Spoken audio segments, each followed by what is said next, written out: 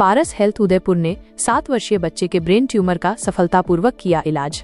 उदयपुर। पारस health Udaipur के neurosciences विभाग ने हाल ही में 7 साल के एक बच्चे के जटिल ब्रेन ट्यूमर का सफल ऑपरेशन किया है। इस उल्लेखनीय उपलब्धि की जानकारी देने के लिए शुक्रवार को एक प्रेस कॉन्फ्रेंस का आयोजन किया गया।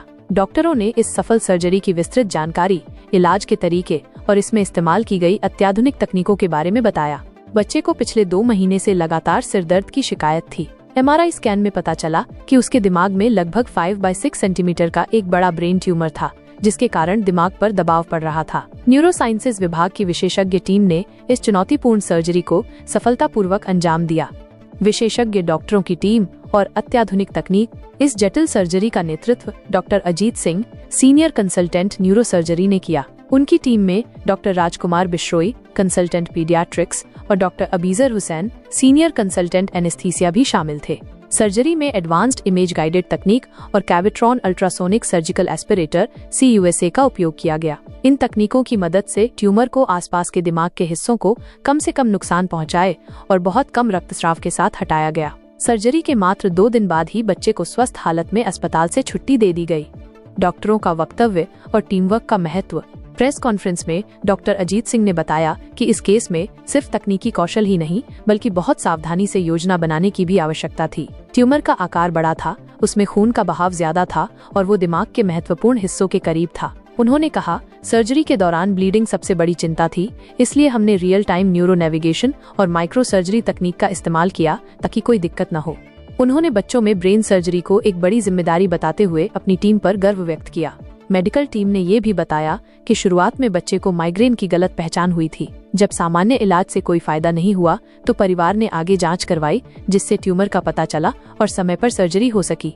प्रेस इवेंट में न्यूरो सर्जरी विभाग के प्रमुख डॉक्टरों जैसे डॉक्टर उदय भौमिक, डायरेक्टर और HOD, और doctor Amitendu Shekhar, senior consultant neuro surgery ने हिस्सा लिया। इसके साथ ही न्यूरोलॉजी विभाग से doctor Manish Kulshreshtha, senior consultant neurology, और doctor Tarun Mathur, senior consultant neurology भी मौजूद रहे। सभी डॉक्टरों ने इस केस में टीम वर्क की भूमिका पर जोर दिया और अस्पताल की एडवांस्ड व पेशेंट सेंट्रिक केयर के प्रति प्रतिबद्धता को भी रेखांकित किया। पारस हेल्थ उदयपुर का लक्ष्य।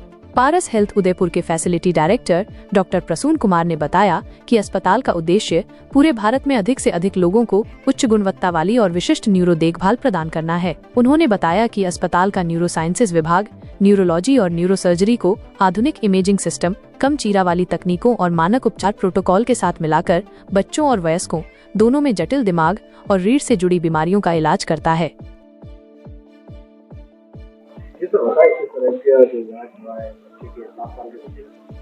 देखिए, आज मैं आपको एक नई टेक्निक के बारे में बताना चाह रहा हूँ, जिसे न्यूरो नेविगेशन बोलते हैं।